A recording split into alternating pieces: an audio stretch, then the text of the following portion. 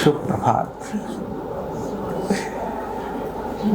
हमने बहुत बार सुना है कि कोई एक व्यक्ति रास्ते में जा रहा था और जाते हुए उसका किसी जगह पर पैर पड़ गया और उसके बाद में वो बीमार होना शुरू हुआ और ऐसा बीमार होना शुरू हो गया कि उसको अनेक सारे इलाज कराए, बड़े से बड़े हॉस्पिटल में लेकर गए, लेकिन फिर भी उसको कोई इलाज मिला नहीं। और कोई एक ऐसा व्यक्ति आया जिसने कहा इसको तो वायु का चक्कर है। किसका चक्कर है? वायु का चक्कर है। और उसने कुछ ऐसा किया जिसके कारण से वो व्यक्ति ठीक हो गया। ऐसी दूसरी घटना हमने सुनी है हनुमान जी की, कि जब उनको वज्राघात किया गया, इंद्र ने उनको वज्रपात किया। जब सूरज मुंह में ले लिया उस समय पर क्या करे तो अंधकार हो गया, तो इंद्र ने उन पर वज्रपात किया, इसीलिए उनको बोलते वज्रंग, वज्रंग बोलते हैं ना, मजबूत। तो वज्रपात किया, उससे वो धराशायी हो गए। और जब वो गिर गए तो क्योंकि उनके पिता थे, उनका नाम क्या था? पवन। वो पवन देव जो हनुमान जी के पिताजी थे, उनको क्रोध आया और उन्होंने चलना और बहना बंद कर दिया। और जैसे ही बहना बंद कर दिया तो जो भी सारी चीजें थी वो वहीं रुक गई। जहां भी प्राण थे, जहां जिसकी जैसी वायु थी, वो सारी वायु रुक गई। और तब देवताओं ने फिर उनको प्रार्थना करी। इंद्र ने उनको अपने वज्र से मुक्त किया और कहा कि अब तुम वज्र के प्रहार से भी कभी मूर्छित नहीं होगे, ऐसा उनको वर भी दिया। और तब सब तरफ फिर से पवन का वेग शुरू हुआ। जब इस पवन की और वायु की बात करते हैं तो यह वायु जो देवता है, हमारा जो शरीर है, जिन पंच तत्वों से निर्मित है उनमें से एक है वायु। उस वायु के कारण से जो आने वाले रोग हैं उनकी कल्पना भी कोई व्यक्ति नहीं कर सकता। और आज जितने भयंकर रोग सब तरफ वायु के कारण हैं। बाकी सब रोग अपने आप में बहुत हैं, लेकिन वायु के रोग बहुत भयंकर रोग हैं। घुटना, कमर, कंधा, गर्दन, ये सारे रोग किसके हैं? वायु के रोग हैं। कॉन्स्टिपेशन से पैदा होने वाले अनेक सारे रोग वायु के रोग हैं। ऐसी हमारी छोटी छोटी ऐसी कौन सी कमियां हैं जिनसे ये वायु तत्व हमसे क्या हो जाता है? क्रुद्ध हो जाता है, नाराज हो जाता है, और हम ऐसे अनेक सारे संकटों का कारण बन जाते हैं। रूटीन में हमारे साथ हम ऐसी कुछ हमारी ऐसी प्रक्रियाएं हमारी दिनचर्या का पार्ट हैं जो इस पवन देव को, इस वायु देव को नाराज कर देती हैं, क्रोधित कर देती हैं, और उसका हम भयंकर कोप का कारण बन जाते हैं। फिर हम भटकते हैं अलग अलग हॉस्पिटल्स में, अलग अलग जगहों पर, और उनके समाधान मिलते नहीं है। क्यों? अरे भाई, कारण कुछ और है तो निवारण भी तो वही होगा। जहां कारण है वहां निवारण हो तो समझ में आता है, जहां निवारण ही नहीं है वहां तुमको अपना इलाज कराने का फायदा ही क्या है? तो जानने की आवश्यकता है कि आखिर वायु तत्व क्या है, शरीर में कहां पर उसका स्थान है, कौन सी जगह पर वो कुपित होता है, क्यों कुपित होता है उसका, फिर वो कौन से रोग पैदा करता है, और उन रोगों से मुक्ति होने का समाधान क्या है। ये बहुत अपने आप में बड़ा चैप्टर है, लेकिन मैं आपको संक्षिप्त में कुछ चीजें बताऊंगा। आप कल्पना नहीं कर सकते कि जो पूरा शरीर है ये वायु के हिसाब से भी 5 हिस्सों में विभाजित है। हम एक शरीर को देखते हैं, यह आज का विज्ञान इसकी कल्पना कर नहीं सकता क्योंकि अभौतिक लेवल पर है। वायु क्या है स्पर्श से ही पता। जब वायु मतलब अगर कुछ चल रहा है, पौधे हिल रहे हैं, पत्ते हिल रहे हैं, तो हमको समझ आता है वायु है। केवल वो वायु नहीं, वायु प्रकृति का एक पार्ट है, प्रकृति का पार्ट है। इसका शरीर पर और मन पर अलग अलग प्रभाव होता है। शरीर पर अलग प्रभाव है, मन पर अलग प्रभाव है, और प्रकृति पर अलग प्रभाव है। जब ये कुपित होती है, मतलब जब ये उग्र होती है तो अलग प्रकार के काम दिखाती है, और जब ये मंद होती है तो अलग प्रकार की चीजें दिखाती है। इसको एक ऑर्डर में रहना बहुत जरूरी है। इसीलिए पंच वायु शरीर में विद्यमान है। 5 प्रकार की वायु है, जिनमें से एक है वायु तत्व, एक है जिसको बोलते हैं उदान वायु। उदान वायु का मतलब है यहाँ कंठ और इससे ऊपर की तरफ, यानी इस एरिया से ऊपर की तरफ जो हमको डकार आती है ना, ये उदान वायु के कारण से आती है। और जैसे ही डकार आती है हम एकदम शांत हो जाते हैं। कंठ और इससे ऊपर का एरिया है ये उदान वायु के कारण, इस एरिया को उदान वायु कंट्रोल करती है। हृदय और लंग्स के एरिया को, छाती के एरिया को इसको प्राणवायु नियंत्रित करती है। हृदय में कुछ गड़बड़ी हो रही है, इसका मतलब है प्राणवायु कुछ गड़बड़ हो रही है। लंग्स के अंदर कुछ गड़बड़ हो रही है, इसका मतलब प्राणवायु कुछ गड़बड़ हो रही है। प्राणवायु कम हो गई और प्राणवायु अधिक हो गई, हॉस्पिटल में जाके पूछो क्या होता है। इसके बाद नाभि और इसके एरिया को, यानी पाचन के एरिया को जो देखती है वो समान वायु देखती है, उसका नाम है समान वायु। जो पाचन को देखती है, जठराग्नि को देखती है। जब ये जठराग्नि बंद हो जाती है तो अपने आप में बहुत भयंकर संकट पैदा करती है, जिसकी बात मैंने अग्नि तत्व के समय की थी। जठराग्नि को भी लुक आफ्टर करने का काम, देखने का काम समान वायु करती है। और इसके नीचे की वायु है वो है अपान वायु। अपान, अगर एक बार किसी को पाद आना रुक जाए तो उसको पूछो क्या हाल होता है। गैस पास नहीं हो रही है, उसके लिए कितने इलाज करते हैं।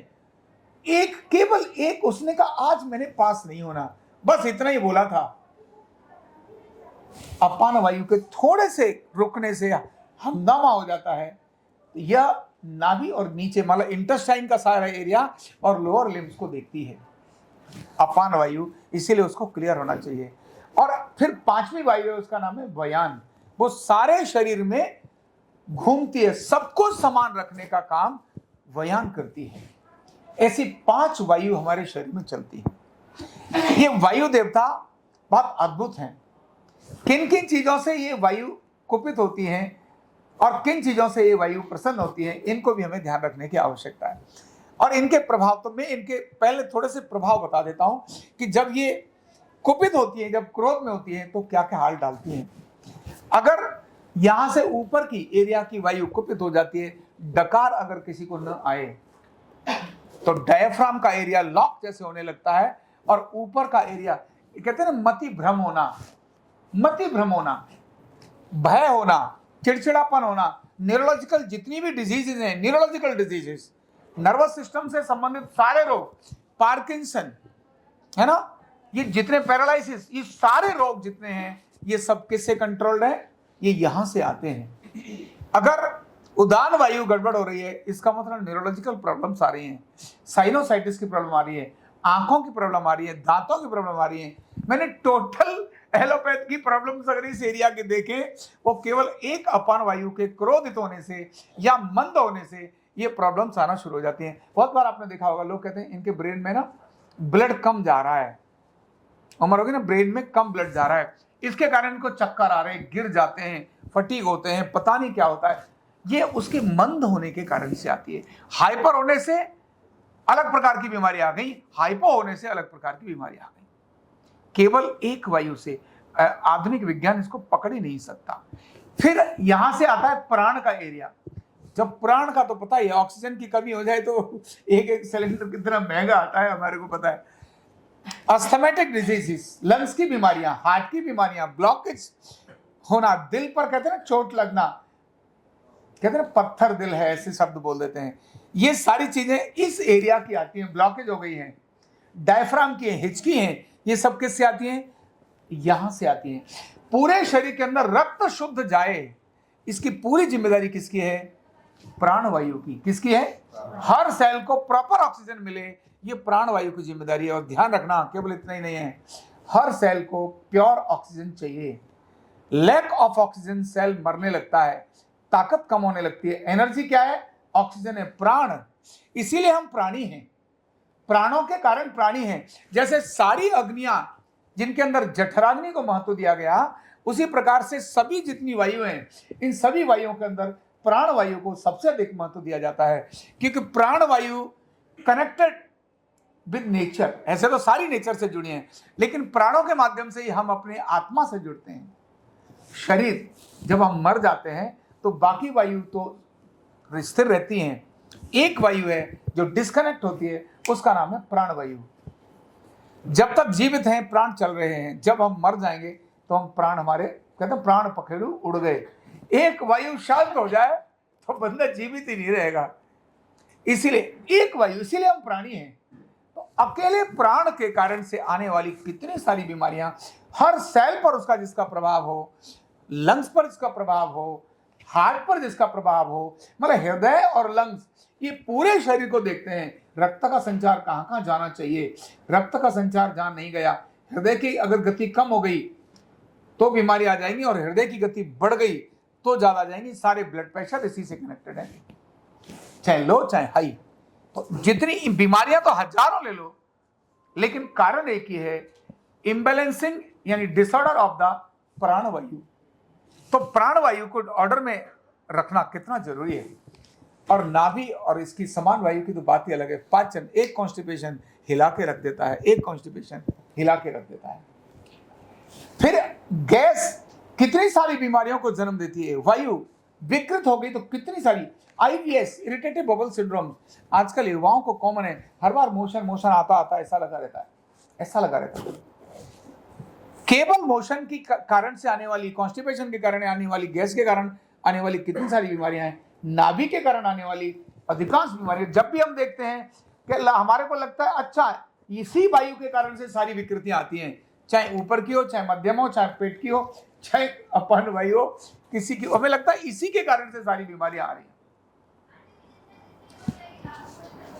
उदान वायु के गड़बड़ी से भयंकर बीमारियों का कारण होता है। इंटेस्टाइन जितनी बीमारियां हैं, जितने भी रोग हैं जिनको जॉइंट्स पेन बोलते हैं, और एक बड़ी मेजर कारण महिलाओं के अंदर कॉमन घुटनों का दर्द आता है, उसमें बहुत बड़ा रोल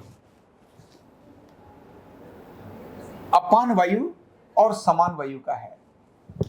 जब डिलीवरी होती है उस समय पर मेन रोल बच्चा बाहर जाए, प्रसव बाहर जाए, इसके लिए अपान वायु देखती है। अपान वायु ही प्रसव को नॉर्मल करने का बड़ा कारण है। जब भी अपान वायु विकृत होगी, प्रसव ठीक से होगा नहीं, डिलीवरी नॉर्मल होगी नहीं।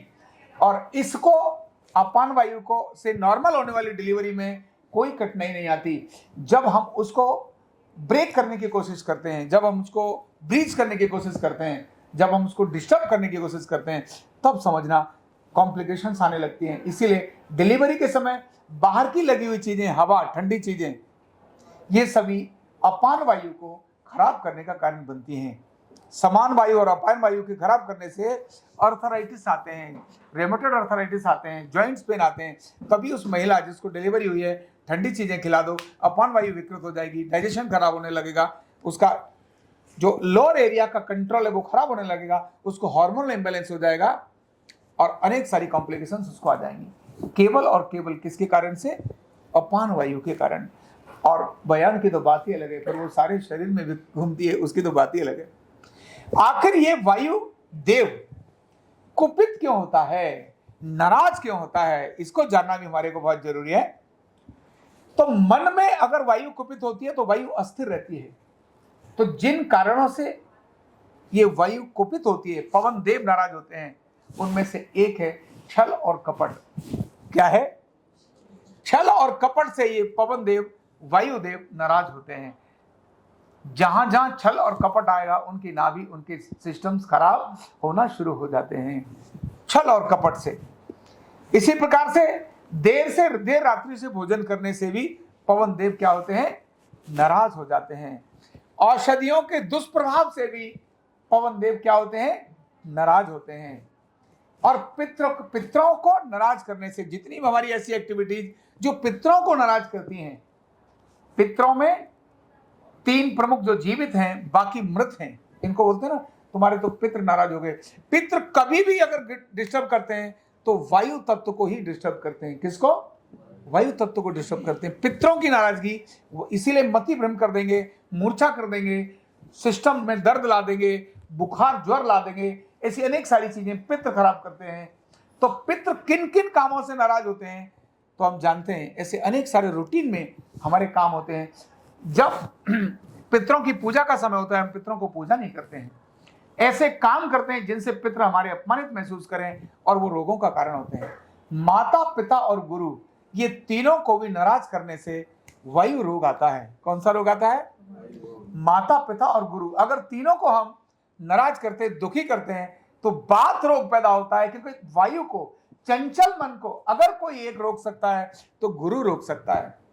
चंचल मन को अगर कोई रोक सकता है तो माता और पिता रोक सकते हैं। और चंचलता, बहना, न रुकना, यह वायु का स्वभाव है।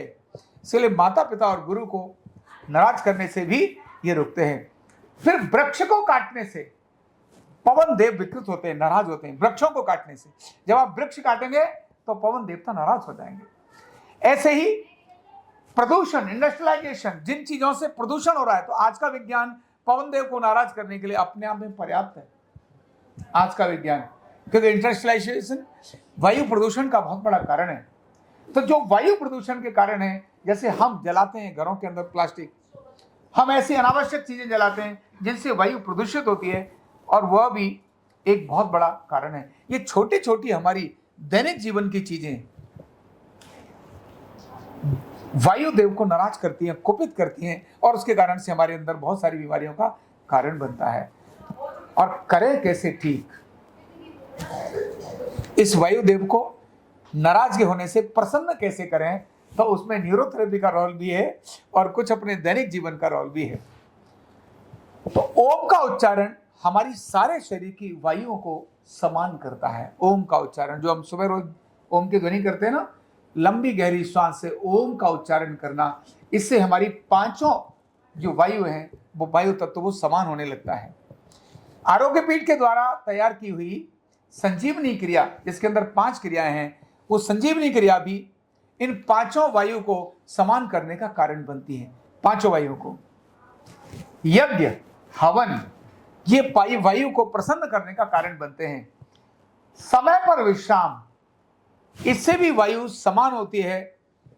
और न्यूरोथेरेपी के प्राण ऊर्जा, न्यूट्रल मेटाबॉलिक ट्रीटमेंट, प्राण ऊर्जा और न्यूट्रल मेटाबॉलिक ट्रीटमेंट, ये भी इनको शांत करने का काम करते हैं। और पितरों की सेवा, गुरु की सेवा, माता पिता की सेवा, इनसे भी वायु समन शांत होती है, मतलब ऑर्डर में आती है।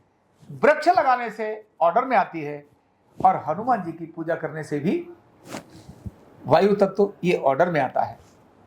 ऐसा असाधारण सा लगने वाला, सामान्य सा लगने वाला कितना बड़ा संकट और कितनी बड़ी विकृति पैदा करता है। हमारे रूटीन में छोटी छोटी ये चीजें बड़े संकटों का कारण बनती हैं। केवल वायु तत्व पर थोड़ा सा अगर हम सजगता से ध्यान करेंगे तो अनेक सारे संकटों से भी हम बचेंगे और अनेक सारी ब्लेसिंग्स भी हमको मिलेंगी। हमने केवल नकारात्मक पक्ष की बात करी, रोगों की बात करी, सकारात्मक पक्ष तो इससे भी बहुत बड़ा अधिक है, जिसके बारे में मैं फिर आपको बताऊंगा। बहुत बहुत धन्यवाद।